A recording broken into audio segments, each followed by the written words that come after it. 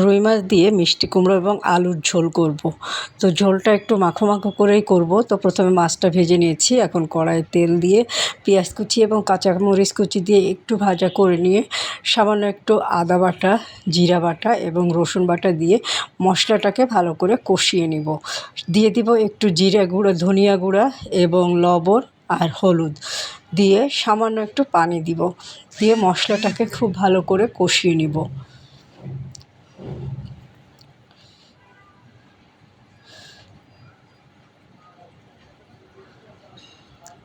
প্রথমে পানি ছাড়াই মশলাটাকে ভালো করে কষিয়ে নিচ্ছি।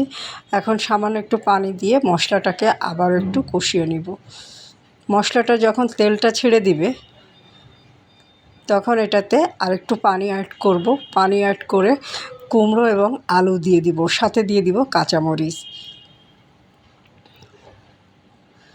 কুমড়োটা কষানো হয়ে গেলে ঝোলের পানি অ্যাড করব। খুব সিম্পলভাবে রান্না করব, খেতে কিন্তু বেশ ভালো লাগবে। সাধারণ একটা খাবার, কিন্তু গরম গরম ভাতের সাথে পরিবেশন করলে খেতে অসম্ভব মজা হবে। তো ভালো করে কষানো হয়ে গেল, এখন ঝোলের পানি দিয়ে দিব।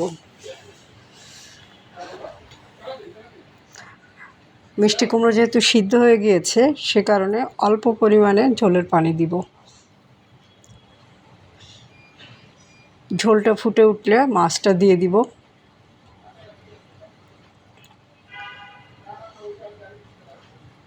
ঝোলটা আরেকটু গাঢ় হয়ে গেলে নামিয়ে গরম গরম ভাতের সাথে পরিবেশন করব। একটু মাখো মাখো হবে তরকারিটা, কিন্তু খেতে অসম্ভব মজা হবে। অনেকে আছে মিষ্টি কুমড়ো দিয়ে মাছের তরকারি পছন্দ করে না, কিন্তু যারা পছন্দ করেন না একবার হলেও খেয়ে দেখতে পারেন এভাবে রান্না করে। অল্প মশলায় এত মজার একটা তরকারি হয়, তো বলে বোঝানো যাবে না। এটা বুঝতে গেলে অবশ্যই রান্না করে খেতে হবে।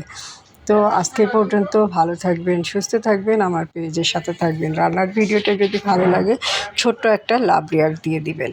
তো আল্লাহ হাফেজ, আসসালামু আলাইকুম।